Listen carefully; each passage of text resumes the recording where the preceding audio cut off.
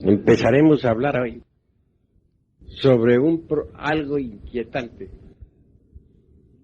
que, a pesar de ser de tipo cósmico, sin embargo está relacionado en alguna forma con la autorrealización íntima del ser.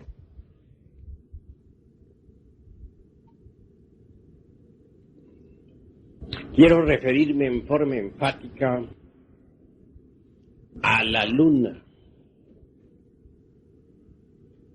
Conviene que conozcamos las influencias de la luna y la relación de este satélite con nosotros mismos y con el planeta Tierra en general.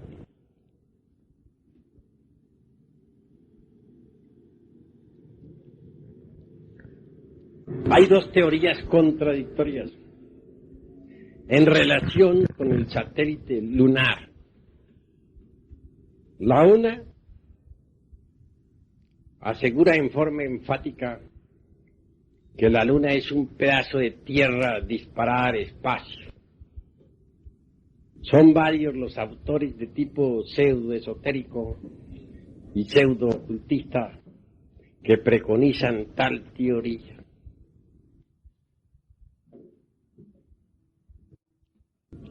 Se asegura que hace unos cuantos millones de años, cuando el cometa Cóndor chocó con nuestro mundo Tierra, dos fragmentos de nuestro planeta,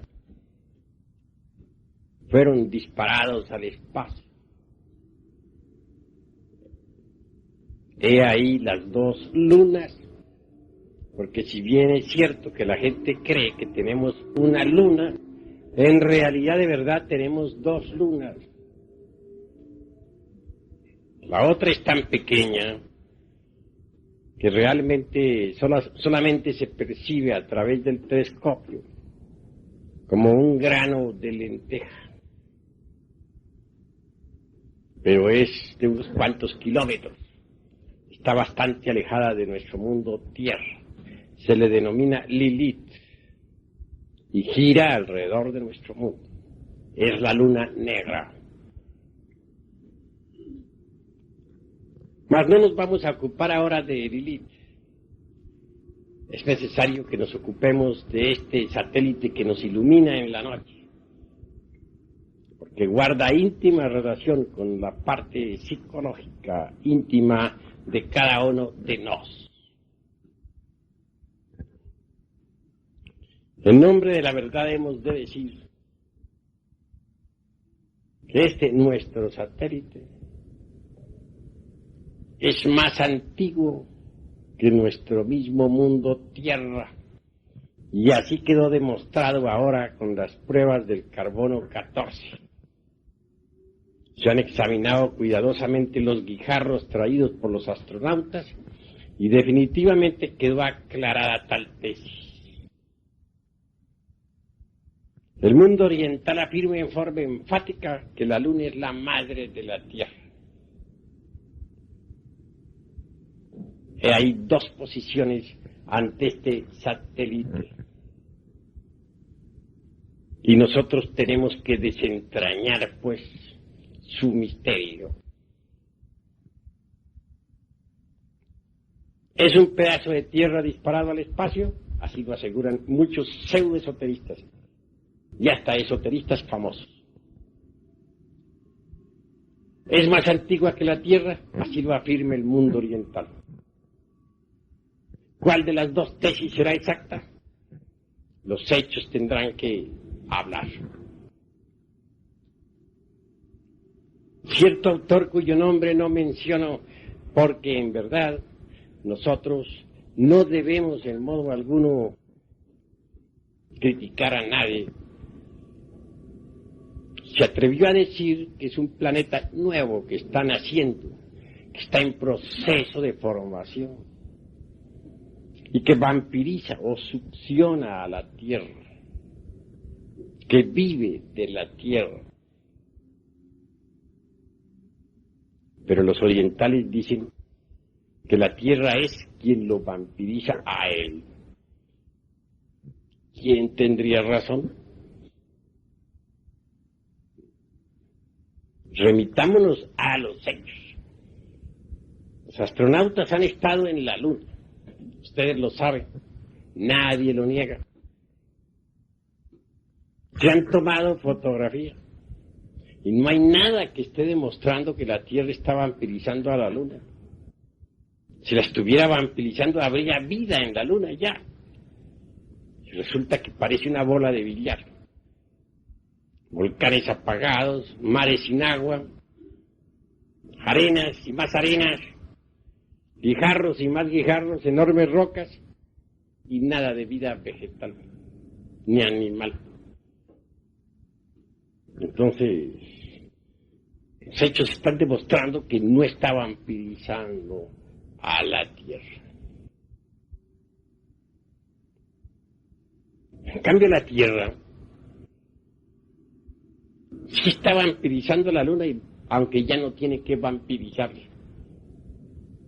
Tiene rica vida mineral, vegetal, animal, humana.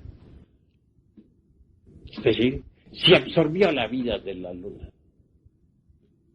Son los hechos, me remito a los hechos. Si la Luna estuviera vampirizando la Tierra, tendría vida, pero está bien muerta. Dicen los orientales que es la madre de la Tierra. Estoy de acuerdo con ese concepto. ¿Cómo podríamos saber algo en realidad sobre la Luna? Algo que no fuera la mera repetición de lo que dicen los orientales y de lo que dicen los occidentales. Solamente por la visión lestoniana.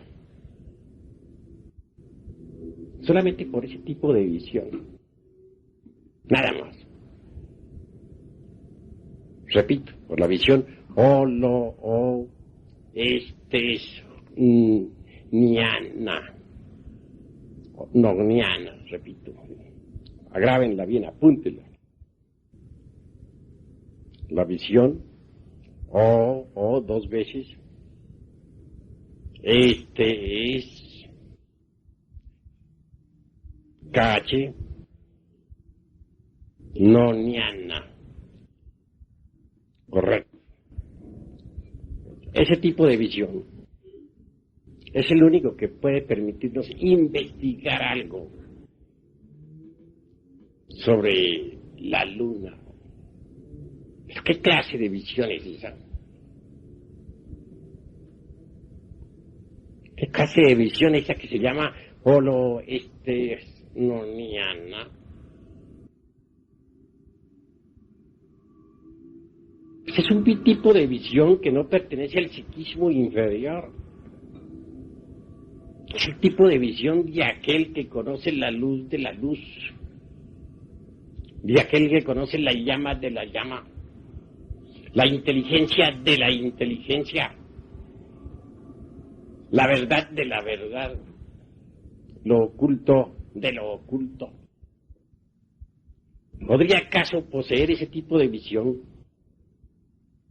el que todavía no ha desintegrado los agregados psíquicos que en su interior lleva?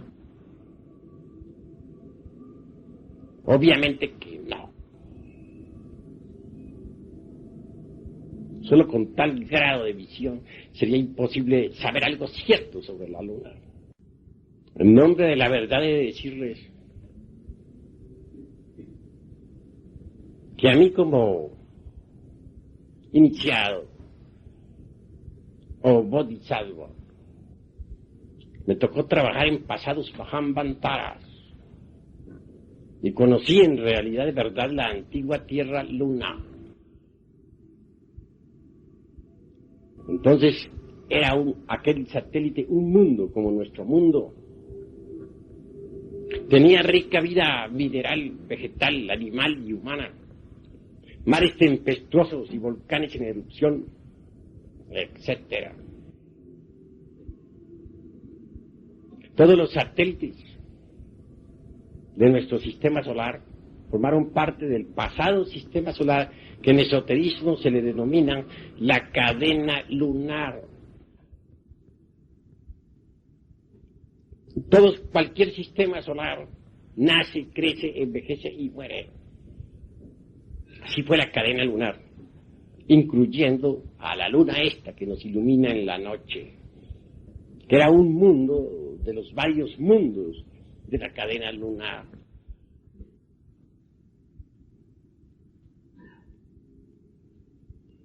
Al tiempo de actividad se le denomina en esoterismo Mahamvantara. A la noche cósmica se le denomina Pralaya. Sí, pues la luna tuvo vida y es la madre de la Tierra. Esto hay que comprenderlo. Cuando llegó la noche cósmica, la vida lunar se volcó en las dimensiones superiores de la naturaleza y del cosmos. Y la corteza geológica quedó abandonada. Esto es, los mares poco a poco se fueron agotando, evaporando. Y los volcanes agotaron sus fuegos después de la séptima gran raza. La luna tuvo 7 grandes razas. Pero al finalizar la séptima gran raza, la vida lunar toda se volcó en la 4ª dimensión. Mucho más tarde en la 5ª, posteriormente en la 6ª y por último en la 7ª dimensión. La corteza física propiamente quedó abandonada, convertida en un cadáver. Y ese pasado sistema solar todo, cuyos únicos exponentes hoy en día son los satélites lunares de nuestro sistema actual, murió físicamente, pero continúa existiendo desde el punto de vista de eso que se llama sustancia. Es decir, en última síntesis quedó convertido en algo que podríamos decir promateria, en algo que se llama hiláster.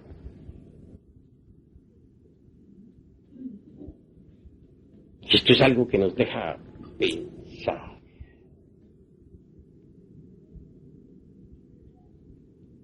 Iliáster, ¿qué es iliáster? Diríamos el protilo para nuestra materia física. Sin embargo, este término muy moderno tampoco nos satisface.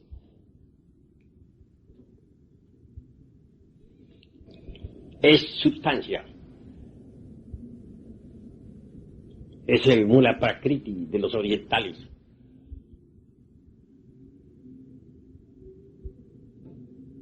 Etcétera. Parece increíble, pero nuestro sistema solar en última síntesis podría reducirse a una semilla, a filiates, y eso es todo. Tomemos un árbol. Un árbol se ha desenvuelto de un germen. En el germen está en potencia el tronco, las ramas, las hojas, las flores y los frutos. El iliáster es la semilla de cualquier sistema solar. Así pues, la cadena lunar quedó reducida a su iliáster. En el iliáster quedó en potencia la materia. Quedó latente. Tengo que decir en nombre de la verdad que mediante ese tipo de visión citado, de naturaleza profundamente endotérica, se ha podido pues investigar a los mundos en su iliáster. Están más allá del tiempo, también más allá de la eternidad. están depositados en el espacio profundo. Holo Esternomiana. He ahí el tipo de visión que nos ha permitido investigar en el Mula Prakriti. Mundos depositados entre el seno profundo de la inmanifestación, aguardando una nueva manifestación. Cuán interesante es eso. Bien, cuando se inició la aurora de la nueva creación, del nuevo Mahamvantara, es decir, del nuevo gran día en que estamos actualmente, el logos causal o logos causa entró en actividad. Él fue el que inició el torbellino eléctrico, el huracán eléctrico. Y fue entonces la electricidad la que diferenció el Heliáster primitivo. Y una vez diferenciado, entró en acción la dualidad. Sin embargo, el Heliáster en sí mismo no es dual, es monista. Incluye a Purusha y Prakriti, es decir, al espíritu y a la sustancia. Por lo tanto, es monista. Pero la electricidad del logos causal en la aurora de la creación diferenció a ese Heliáster. Y entonces surgió Ideos, es decir, el caos, el Mysterium Magnum, el Magnus Limbus. Pues hay dos limbus existenciales. El Magnus Limbus del macrocosmos y el Limbus del microcosmos. Así como del Magnus Limbus surge el universo nuevamente, despierta a una nueva actividad. Así también de nuestro Limbus microcósmico pueden surgir, si así se quiere, los cuerpos existenciales superiores del ser. Cuando surgió el Limbus Magnus, como resultado de la diferenciación iniciada por el logos causa, de inmediato entró en actividad el logos solar, el fuego. Tenía que ser así. Los Elohim, desdoblándose, se convirtieron en padre y madre, en suprema unión creadora. De él y ella, de Osiris Isis, surgió el tercero, el Kabir, el fuego, que hizo fecundo a aquel Magnus Limbus, donde estaba la semilla de este universo.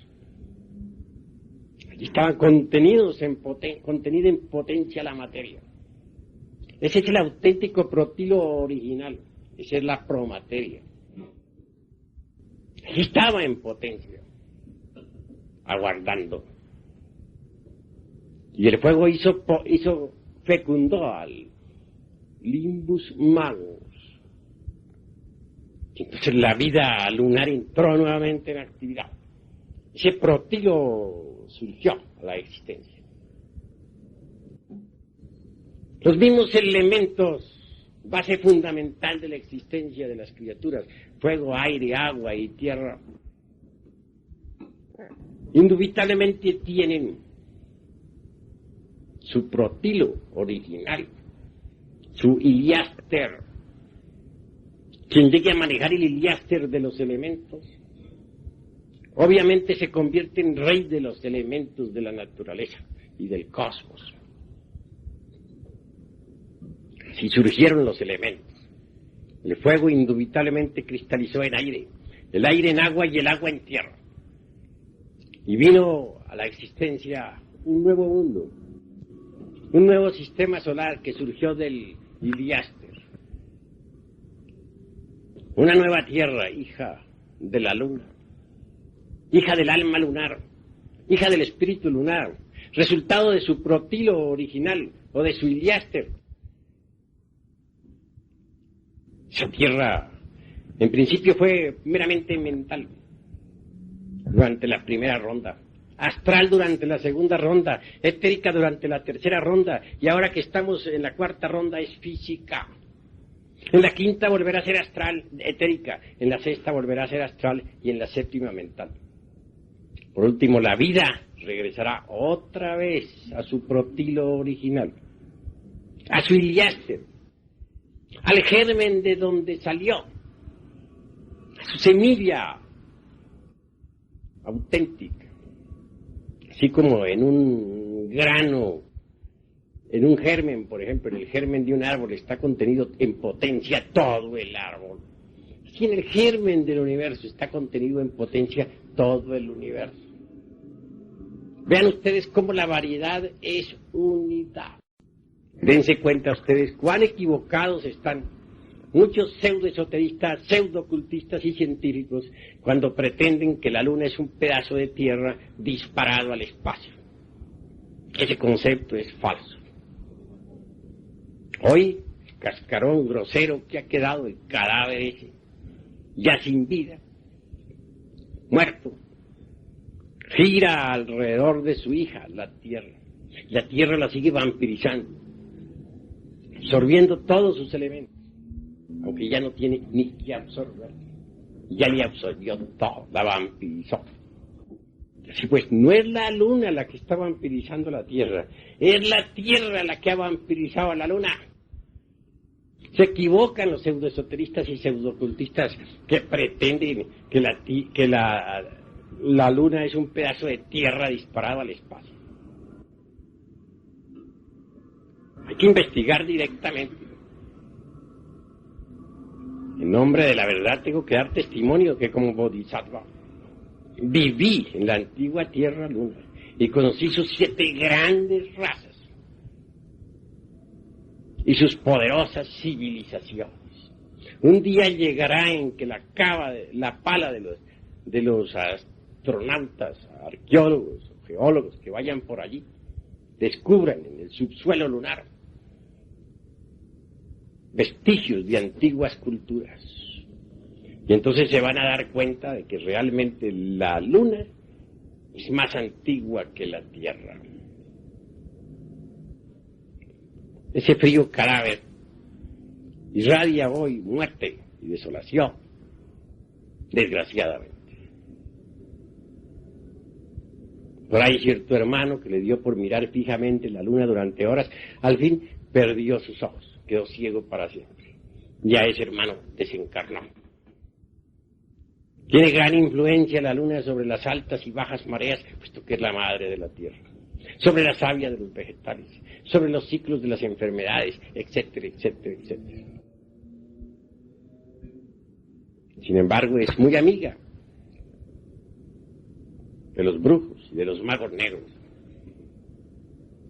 Recordemos nosotros a las hechiceras de Tesalia que conocían a fondo los secretos de la luna. Recordemos a los tántricas de Bengala y de a los tántricas negros de Bengala y también transhimalayicos que no ignoran los secretos de la luna. Los adeptos del círculo consciente de la humanidad solar que opera sobre los centros superiores del ser guardan mucho secreto con relación a la octava esfera sumergida, que es de tipo lunar. Cuando uno estudia la Eneida de Virgilio, el poeta de Mantua, el maestro del Dante Florentino Alighieri, bien puede recordar lo que sobre las islas Estrófadas y aquella bruja llamada Selene hablara entonces el gran iniciado, Virgilio. En nombre de la verdad decimos que es tenebrosa, terriblemente mecanicista. Desgraciadamente la heredamos en la carne, la heredamos en la sangre, en los huesos, en la psiquis, en todo. Nuestro mismo mundo tierra con todas sus criaturas es hijo de la luna.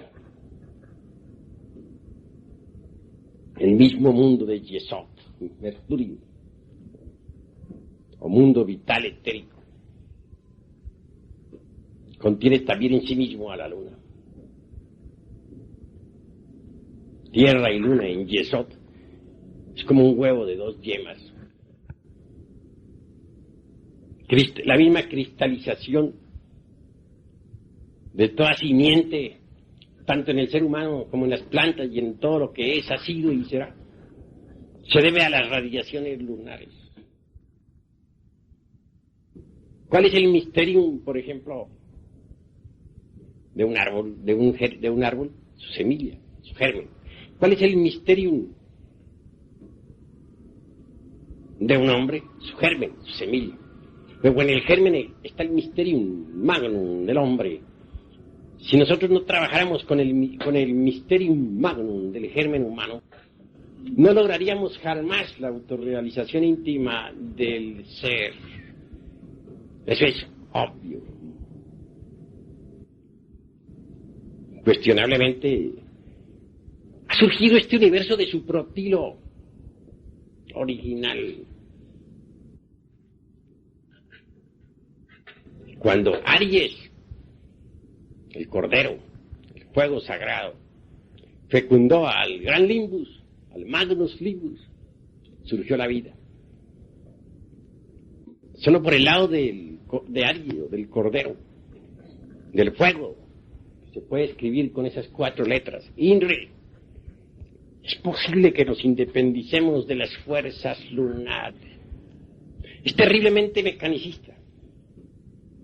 El Sol ha creado esta raza para hacer un experimento. ¿Cuál? Hombres solares. Y las creaciones han sido pocas. En la época de Abraham se realizaron algunas creaciones humanas. En la época, durante los primeros 8 siglos del cristianismo, hubieron algunas otras creaciones humanas. En la Edad Media unas pocas. Y ahora en este momento el Sol está haciendo supremos esfuerzos para ver si logra algunas creaciones más. Lo intenta antes de que llegue Hercólogos, el mundo que viene a producir el incendio universal y la revolución de los ejes de la Tierra, con el fin subsiguiente de la gran raza aria. Pues bien, entonces solo por el lado del fuego, del Logos, por el lado de Aries, podríamos nosotros independizarnos de la mecánica lunar. Todos los seres humanos son mecanicistas en un 100%, inconscientes. Trabajan con la conciencia dormida. Viven dormidos. No saben de dónde vienen ni para dónde van. Están profundamente hipnotizados. La hipnosis es colectiva, masiva, fluye en toda la naturaleza. Deviene del abominable órgano cundartiguador. Esta raza está hipnotizada, inconsciente, sumergida en el sueño más profundo. Solamente es posible despertar de esto. Todos los seres humanos están en un nivel muy inferior del ser. Ante todo, pensemos un poquito, reflexionemos un instante sobre nosotros mismos.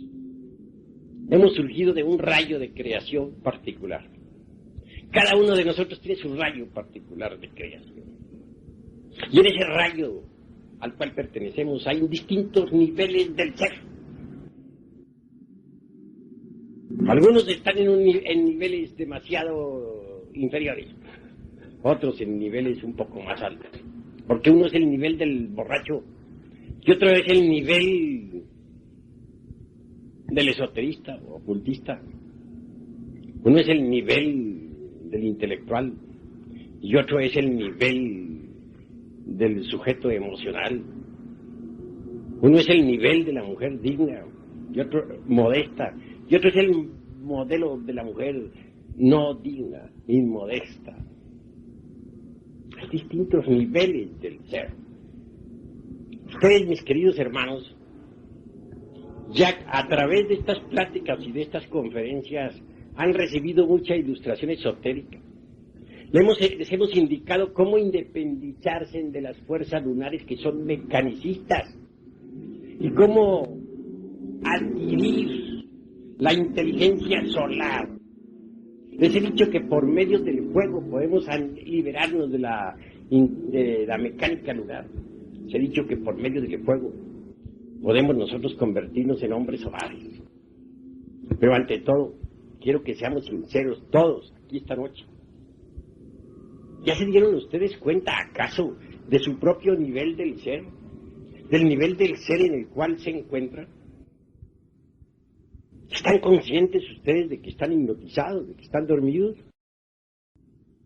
¿Ya se han dado cuenta de que ustedes se identifican no solamente con las cosas externas, con el mundo exterior, sino que también andan identificados consigo mismos, con sus pensamientos lujuriosos, con sus borracheras, con sus iras, con sus codicias, con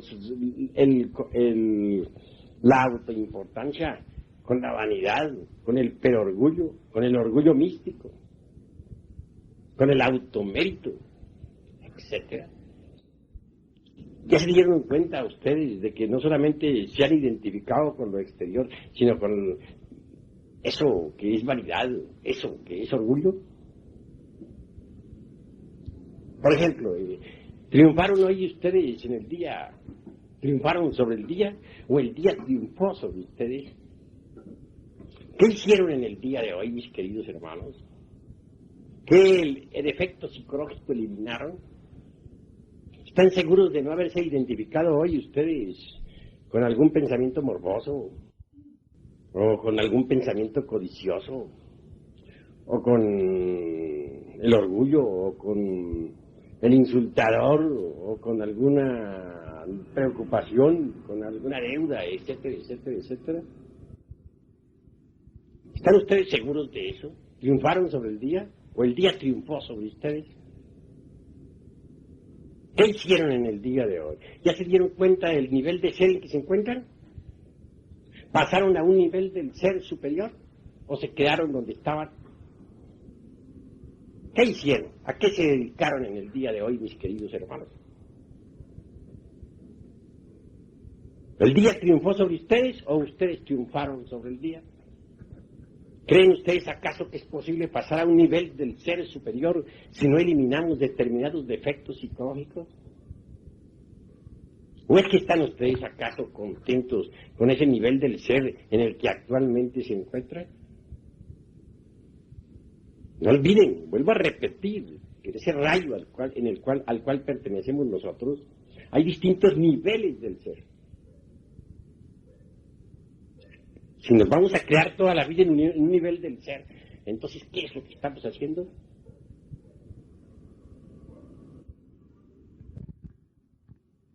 Para cada nivel, en cada nivel existen determinadas amarguras, determinados sufrimientos. Eso es obvio. Todos se quejan de que sufren, todos se quejan de problemas, todos se quejan del estado en que se encuentran, de sus luchas. Pero yo me pregunto una cosa, ¿se preocupan los hermanos acaso por pasar a un nivel del ser superior?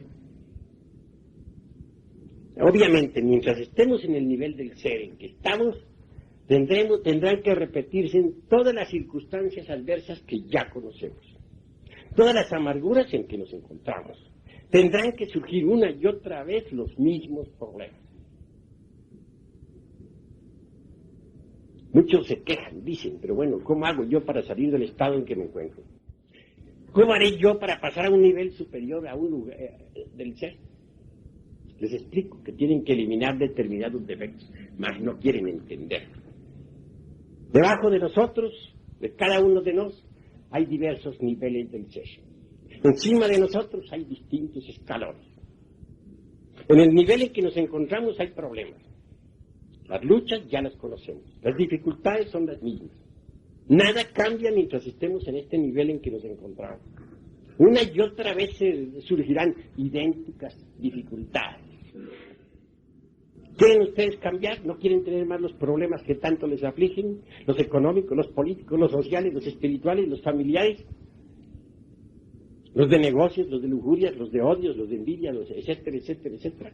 ¿Quieren ustedes salvarse de tantas dificultades? No tienen más que pasar a un nivel del ser superior. Cada vez que nosotros damos un paso hacia un nivel del ser superior, nos independizamos un poco más de las fuerzas de la luna, que las llevamos, como ya les dije, en la carne, en la sangre y en los huesos, y en el espíritu y del alma y en todo. Porque somos hijos de la luna, por desgracia.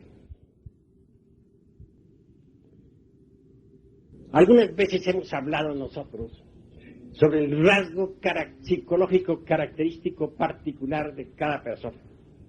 Ciertamente, cada persona tiene un rasgo característico psicológico. Eso es cierto. Unos tendrán como rasgo característico la lujuria, otros la codicia, otros el odio, etc. Pero el rasgo característico es una suma de varios rasgos típicos particulares. Quiere decirles a ustedes, mis queridos hermanos, que para cada rasgo característico particular existe siempre un evento definido, una circunstancia definida. Que un hombre lujurioso, obsérvese luego su vida. Y siempre habrán circunstancias de lujuria en su vida acompañadas de determinados problemas. Si otro es borracho, ese es su rasgo característico, obsérvese su vida. Que aquel es codicioso, bueno, ese es su rasgo característico. Y alrededor de él habrán cárceles, habrán problemas económicos, abogados, pleitos, etcétera, etcétera, etcétera. Para cada rasgo psicológico particular existe siempre una circunstancia, una serie de circunstancias definidas, que se repiten siempre y siempre y siempre. De manera que si nosotros no conocemos nuestros rasgos característicos psicológicos, vamos mal. Necesitamos conocerlo, si es que queremos pasar a un nivel superior del ser y eliminar de nosotros los elementos indeseables que constituyen ese rasgo característico psicológico particular. De lo contrario, ¿cómo pasaríamos a un nivel del ser superior? Ustedes quieren dejar de sufrir, pero no hacen por cambiar, no luchan por pasar a un nivel superior del ser. Entonces, ¿cómo podrían cambiar? Ahora, hay un hecho concreto en la vida, y es que la discontinuidad de la naturaleza, eso es obvio. Todos los fenómenos son discontinuos. Así pues, los distintos niveles del ser son discontinuos. Esto significa que mediante la evolución no llegaríamos jamás nosotros a la perfección. El dogma de la evolución no sirve para nada, como no sea para estancarnos. Yo conozco a muchos pseudoesoteristas y pseudoocultistas, gente sinceras, de buen corazón, embotelladas en el dogma de la evolución, que aguardan que el tiempo los perfeccione. Y pasan miles y millones de años y nunca se perfeccionan. ¿Por qué? Porque no hacen por cambiar el nivel del ser. Permanecen siempre en el mismo escalón. Entonces se necesita pasar más allá del dogma de la evolución y meternos por el camino revolucionario, por el camino de la revolución de la conciencia. La evolución y su hermana gemela, la involución, son dos leyes que se procesan simultáneamente en todo lo creado. Constituyen el eje mecánico de la naturaleza, pero jamás nos llevan a la liberación. Forman la rueda del samsara. Hay evolución en el grano que germina, en la planta que crece, da ramas y frutas. Y hay involución en el árbol que se va marchitando poco a poco, degenerando, entra en decrepitud y al fin muere. Hay evolución en la criatura que se forma entre el vientre materno, en el joven que se lanza a la lucha con la vida. Hay involución en el anciano que entra en el estado de decrepitud y al fin muere. Las leyes de la evolución y de la evolución son puramente materiales, físicas. Nada tienen que ver con la autorrealización íntima del ser. No las negamos, existen, pero no sirven para la autorrealización. Nosotros necesitamos ser revolucionarios de verdad, meternos por el camino de la revolución de la conciencia. ¿Cómo podríamos pasar a un nivel del ser superior si no fuéramos revolucionarios? Observemos los distintos peldaños de una escalera. Son discontinuos. Así también son los distintos niveles del ser. Discontinuos. A cada nivel del ser le pertenece determinado número de actividades. Cuando uno pasa a un nivel del ser superior, tiene que dar un salto y dejar todas las actividades que tenía en el nivel del ser inferior. Me viene todavía a la memoria aquellos tiempos de mi vida, hace unos 30, 40, 50 años atrás. Fueron trascendidos. ¿Por qué? Porque pasé a niveles superiores del ser. Y lo que entonces constituía para mí la máxima importancia, mis actividades de aquella época fueron suspendidas, cortadas, porque en escalones superiores hay otras actividades que son completamente diferentes. Si ustedes pasan a nivel del ser superior, tienen que dejar muchas cosas que actualmente son para ustedes importantes, que pertenecen al nivel en el cual se encuentran. Incluye pues esto un salto, y ese salto es revolucionario, rebelde. Jamás es de tipo evolutivo, siempre es revolucionario, rebelde. No es evolutivo, no es involutivo tampoco, es revolucionario, rebelde. Es que nosotros, subiendo por los distintos niveles del ser, llegaremos al nivel del ser más elevado, o a los niveles del ser más elevados en Dios. Dios mismo es inteligencia, es la inteligencia de la inteligencia. No es la luz espiritual, es la luz de la luz espiritual.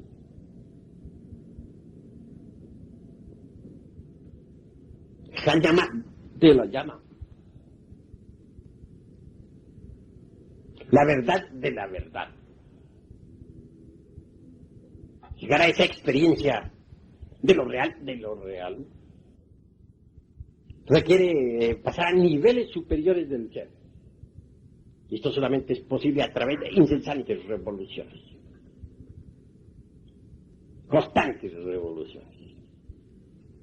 Cuando uno estudia los evangelios del Cristo, viene a darse uno cuenta realmente de que el Señor de perfección quiere que nosotros nos liberemos. Veamos las bienaventuranzas, por ejemplo. Son solares en un 100%, no lunares. Comienzan las bienaventuranzas enseñándonos la no identificación. Bienaventurados, dice el Señor de perfecciones, bienaventurados los pobres de espíritu, porque de ellos es el reino de los cielos. Bien, ¿quiénes son los pobres de espíritu? ¿No se les ha ocurrido a ustedes pensar?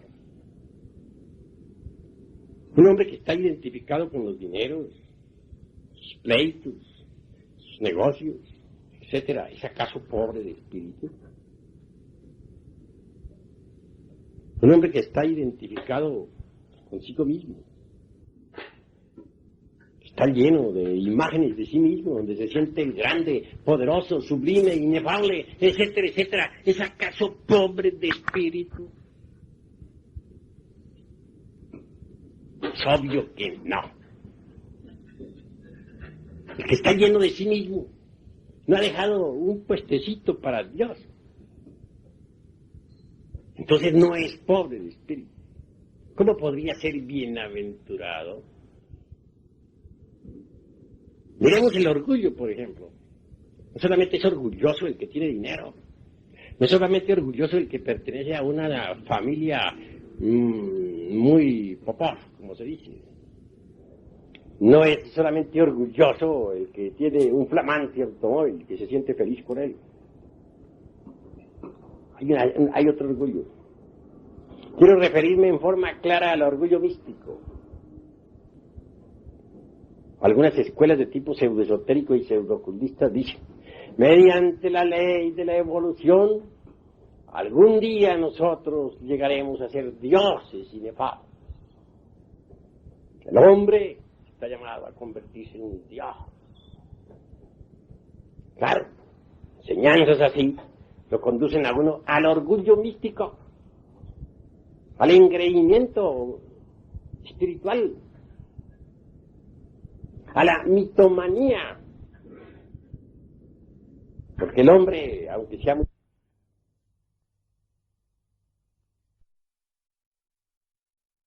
perfecto en realidad, aunque llegue a ser un bodhisattva, no es más que eso, un hombre.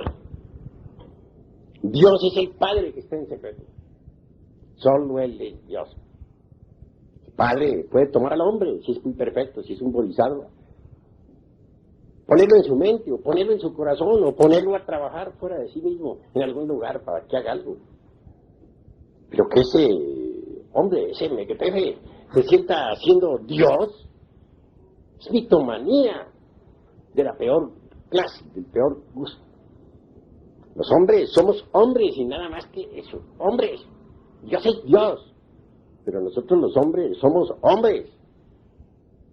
Es que se siente, se siente muy sabio, porque tiene algunos conocimientos de pseudoesoterismo, pseudocultismo, aquí en la mente, y piensa que ya es un gran iniciado, etcétera, etcétera, etcétera, ha caído en la mitomanía. Está lleno de sí mismo.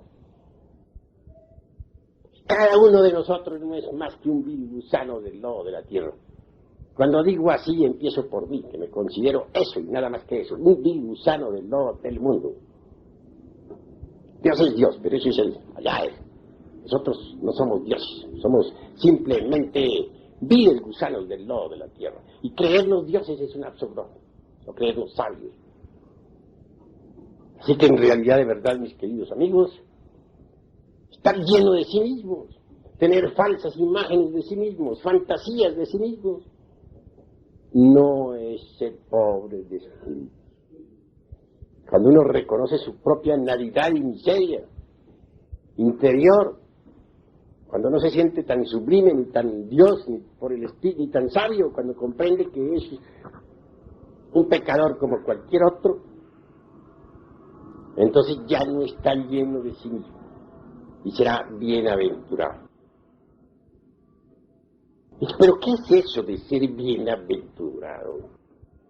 Muchos piensan que será bienaventurado el día que se muere y se vaya por allá arriba a gozar de la dicha celestial con los angelitos. No, ese es un concepto falso. Bienaventurado significa felicidad. Será feliz. ¿Dónde? Aquí y ahora. Entrará en el reino de los cielos. Correcto, que entre el reino de los cielos. Pero ¿dónde está el reino de los cielos? ¿En qué lugar del universo está? Seamos sinceros consigo mismos. El reino de los cielos está formado por el círculo consciente de la humanidad solar que opera sobre los centros superiores del ser. Ese es el reino de los cielos. Así pues, seamos prácticos y comprendamos todo esto. Así debemos actuar. Así pues, en los evangelios, el evangelio del Señor comienza por enseñarnos la no identificación. Uno se identifica consigo mismo, pensando que va a tener mucho dinero, un lindo automóvil último modelo, o que la novia lo quiere, o que va a conseguir una gran fortuna, o que es un gran señor, o que es un gran sabio. Hay muchas modas, muchas formas de identificarse consigo mismo. Uno tiene que empezar por no identificarse consigo mismo, y después no identificarse con las cosas de afuera.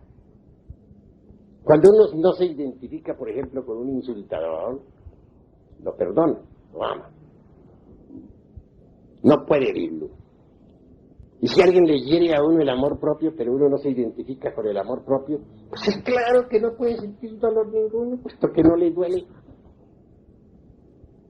Si no se identifica uno con su vanidad, no le importa andar por la calle, aunque sea aunque sea con unos calzones remendados. ¿Por qué? Porque no está identificado con la vanidad. Si primero que todo no identificarnos consigo mismo y luego no identificarnos con las vanidades del mundo exterior.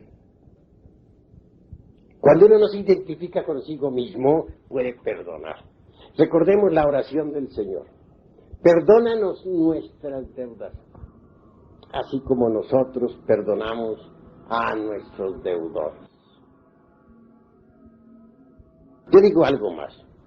No basta simplemente perdonar, hay que cancelar las deudas, y eso es todo. Alguien podría perdonar a un enemigo, pero no cancelaría las deudas jamás. Hay que ser sinceros, necesitamos cancelar. Y ese es el sentido del fondo de aquella frase que dice, perdonan nuestras deudas así como nosotros perdonamos a nuestros deudores. Mientras uno se identifique consigo mismo, no puede perdonar a nadie. A uno le duele que lo insulten, a uno le duele que lo humillen, a uno le duele que lo menosprecien. ¿Por qué? Porque tiene el yo del orgullo, tiene el yo del amor propio adentro bien revivo. Y mientras uno tenga el yo del amor propio, pues le duele que otro le hiera su amor propio. Así, si no nos identificamos, entonces nos es fácil perdonar. Y aún más digo, cancelar las deudas, eso es mejor. Dice también el Evangelio del Señor. Bienaventurados los mansos, porque ellos recibirán la tierra por heredad. Esta es otra cosa que nadie la ha entendido.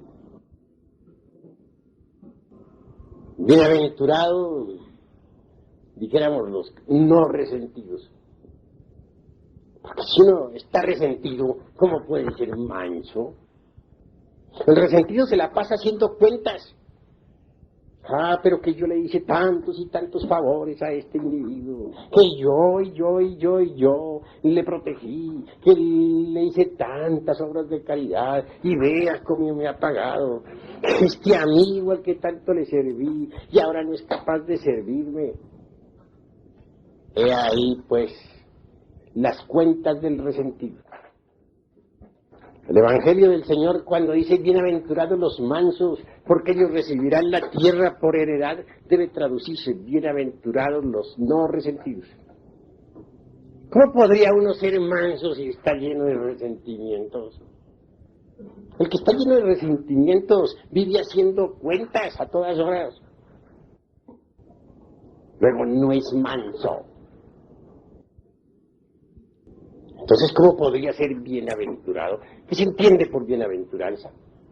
Se entiende la felicidad. ¿Están seguros ustedes de que son felices? ¿Quién es feliz? He conocido gentes que dicen, yo soy feliz. Yo estoy contento con mi vida. Soy dichoso. Pero a esos mismos los hemos oído decir, me molesta fulano de tal. Aquel tipo me cae gordo. No sé por qué no se me hace esto que tanto he deseado. Entonces no son felices. Realmente lo que sucede es que son hipócritas. Eso es todo. Ser feliz es muy difícil. Se necesita antes que todo ser manso. La palabra bienaventuranza significa felicidad íntima, no dentro de 1000 años, ahora. Aquí mismo, en el instante en que estamos viviendo. Si nosotros verdaderamente nos tornamos mansos, mediante la no identificación, entonces llegaremos a ser felices. Pero es necesario no solamente no identificarnos con nuestros pensamientos de lujuria, de odio, de venganza, de rencor, de resentimiento. No, hay que eliminar de nosotros a los demonios rojos de sed, a esos agregados psíquicos que personifican nuestros defectos de tipo psicológico. Tenemos que comprender, por ejemplo, lo que es el proceso del resentimiento. Hay que hacerle la disección al resentimiento.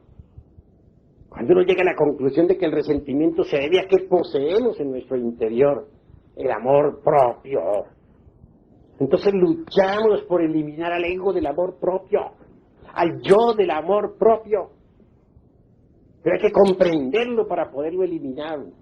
No podríamos eliminarlo si antes no lo hemos comprendido previamente. Sí, mis queridos hermanos, para poder eliminar se necesita apelar a Devi Kundalini Shakti.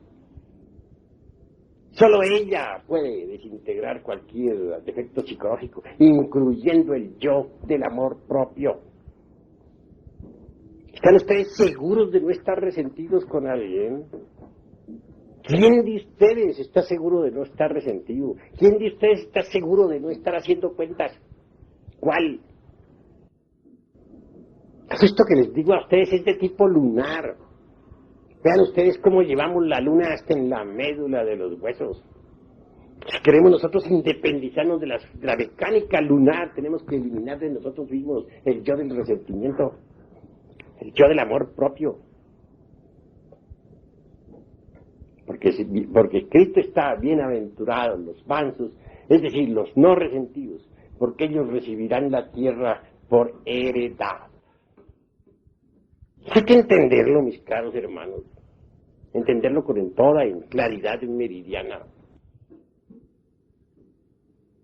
Cuando uno va entendiendo esto, avanza en el camino que conduce a la liberación final. Es mediante el fuego solar, mediante el fuego de Aries, del Cordero, del Carnero encarnado, el Cristo íntimo, que nosotros podemos en verdad quemar todos esos elementos inhumanos que en nuestro interior llevamos. Y a medida que la conciencia se va desenfrascando o desembotellando, vamos despertando. Pero la conciencia no puede despertar en tanto continúe embotellada entre los agregados psíquicos que en su conjunto constituyen el mí mismo, el yo, el ego. Necesitamos pasar por la aniquilación budista, aquí y ahora. Necesitamos morir de instante en instante. Solo con la muerte adviene lo nuevo. Si el germen no muere, la planta no nace.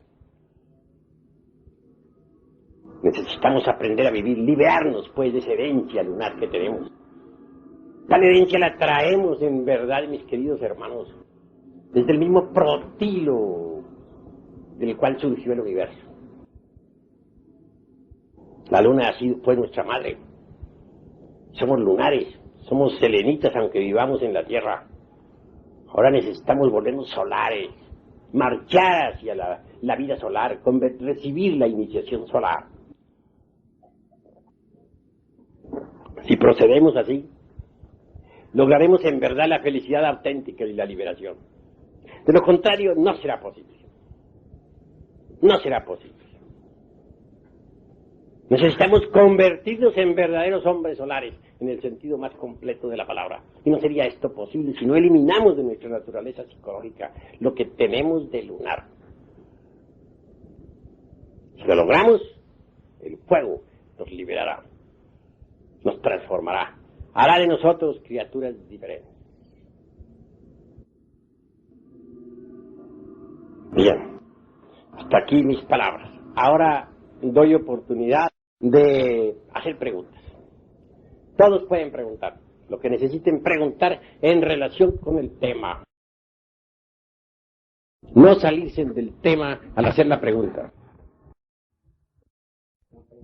Tengo que decirles en nombre de la verdad que estamos en tercera cámara. Los que vienen aquí tienen que venir preparados o no venir. Quedarse en segunda cámara hasta que estén preparados. Aquí no tenemos en ese sentido consideraciones de ninguna especie. Las preguntas deben estar a la altura de tercera cámara. A ver, pregunten lo que necesiten preguntar. ¿El rasgo psicológico tiene una relación con el nivel tercero? ¿Repite? ¿El rasgo psicológico tiene íntima relación con el nivel tercero? Eso es incuestionable. Y cada cual tiene su propio rasgo psicológico característico. que es una suma de pequeños rasgos característicos también. Más digo, a cada rasgo, al rasgo psicológico que cada uno de nosotros tiene, le corresponde determinadas circunstancias. Y mientras uno no elimine de sí mismo ese rasgo psicológico, característico, original, representado por múltiples yoes o agregados psíquicos, pues pasará siempre por las mismas circunstancias, una y otra vez, porque a cada nivel del ser le corresponden siempre las mismas circunstancias. Se repiten una y otra vez. En cambio, si pasa uno un escalón más arriba, a otro nivel del ser, las circunstancias cambian de inmediato, totalmente.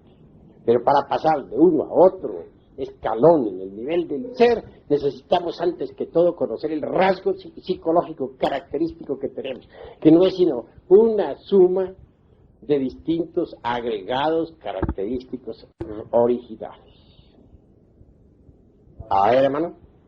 Honorable maestro, en conferencia pasada nos hablaba de la ley de la reabsorción. Siendo la luna, como usted explica, un cadáver, ella no se reabsorberá en el seno del creado, siempre permanecerá sobre la prakriti. Estás tú hablando desde el punto de vista de una sola clave para investigación de la naturaleza. Los materialistas, los secuales marxistas o materialistas, tienen en realidad de verdad una sola clave para la investigación de los misterios de la naturaleza.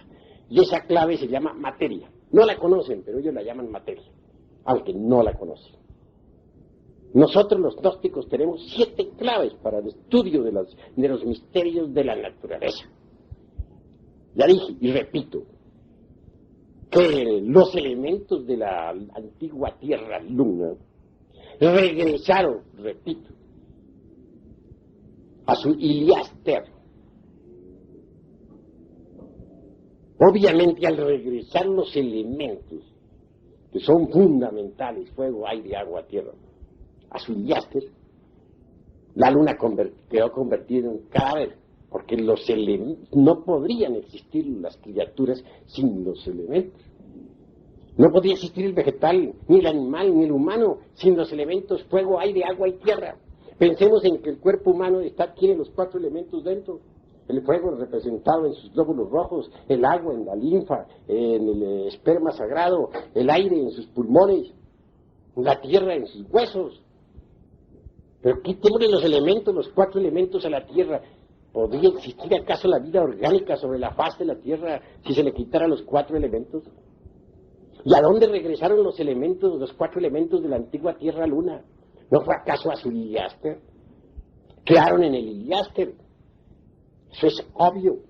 Entonces eso que vemos hoy en día, esa corteza que gira alrededor de la Tierra, favorable, muy favorable, sí, para las hechiceras de Tesalia y para los tántricas de Bengala y de Himalaya y Transhimalaya. No es más que un cadáver que gira alrededor de la Tierra incesantemente. Nada, pero no es más que eso, un cadáver. Científicos que suponen que es un pedazo de tierra disparado al espacio, una salpicadura terrestre, están completamente equivocados. ¿Por qué Venus y Mercurio no tienen lunas? ¿Qué pasa? ¿Y por qué si nuestra Tierra tiene esta luna y otra que está mucho más allá? ¿Y por qué Júpiter tiene lunas y Saturno también? ¿Podrían darnos una explicación los hombres de ciencia? ¿O es que acaso también en Júpiter hubieron explosiones para formar lunas, lo mismo que en Saturno? ¿Acaso chocó Condor también allá con Júpiter, o con Neptuno, o con Marte? ¿Saben ellos de eso? Nada, de nada, de nada, de nada. Pero ellos no tienen sino una clave para la investigación de los misterios de la naturaleza. Nosotros tenemos 7 claves. Y la vida lunar toda regresó, repito, a su Iliáster. Allí quedó depositada en el Iliáster, que más tarde se diferenció con la potencia eléctrica para dar origen al caos, o al ideos, o sencillamente al Mysterium Magnum, Olympus Magnum, de donde surgió posteriormente el universo gracias a la intervención del fuego, es otra cosa. De verdad que todos estos elementos que hoy tenemos son de la luna, incluyendo el elemento tierra, que quedó en su Iliastis. Pero el cadáver ese que gira alrededor de la tierra, tan siniestro y tan amigo de hechiceros y de magos negros, obviamente está llamado a desaparecer, y desaparecerá antes de que termine este Mahamvantara. Se irá desintegrando en el espacio. ¿Alguna otra pregunta? Maestro, ¿qué puede ver el brillo que produce la luz? ¿Qué elemento hace que ella produzca la luz? Es decir, es un fenómeno que lo sabe cualquier persona que conozca un espejo. Como tú misma puedes coger un espejo y reflejar la luz solar, proyectarla sobre lo que quieras. Es un espejo sencillamente que refleja la luz solar y la proyecta sobre la tierra. ¿Alguna otra pregunta? Sigue, hermano. ¿Sufrirá modificaciones el planeta Luna con la venida de Columna? Pues por lo que nosotros sabemos, puede quedar un poco más lejos de la órbita terrestre, pero definitivamente estará brillando a cierta distancia de la Tierra hasta que llegue el final del Mahamvantara.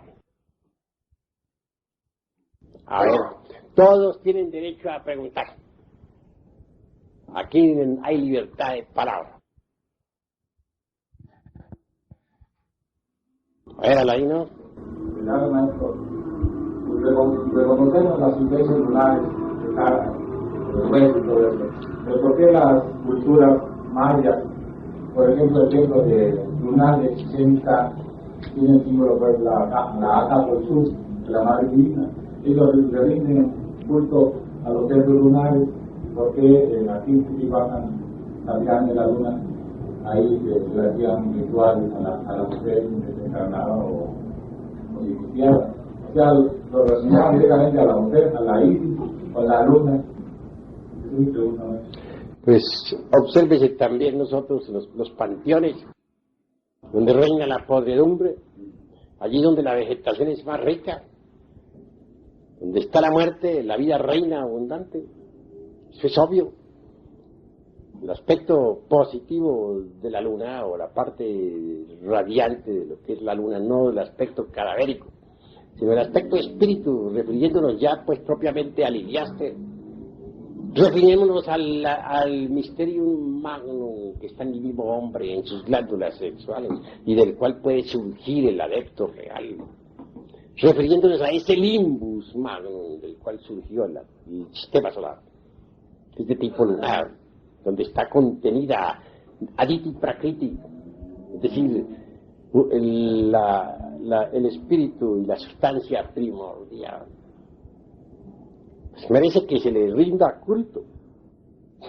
Ese es el aspecto positivo, el del Purusha y Prakriti, o el de sencillamente la inteligencia Mahat, que pasó de la antigua luna a la tierra. Es obvio que en ese gran Limbus Magnum, de donde surgió esta tierra, en la cual vivimos nosotros, estaba Mahat, la inteligencia universal, que todavía está aquí, que es una con Prakriti, es decir, con la vida, con la naturaleza.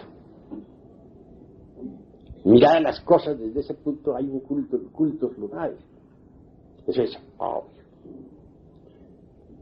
Pero otra cosa es el cadáver ese que está girando alrededor de la tierra, amigo de las hechiceras de Tesalia y de los tántricas de Bengala, que contagia con sus gérmenes en descomposición todo lo que es, ha sido y será.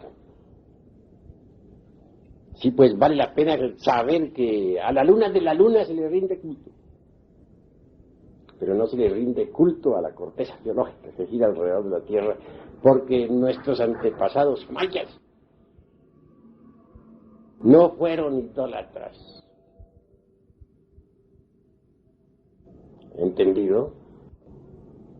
Es tan solo, mirad, desde ese punto quedaría como un símbolo, nada más. ¿Qué otra pregunta hay?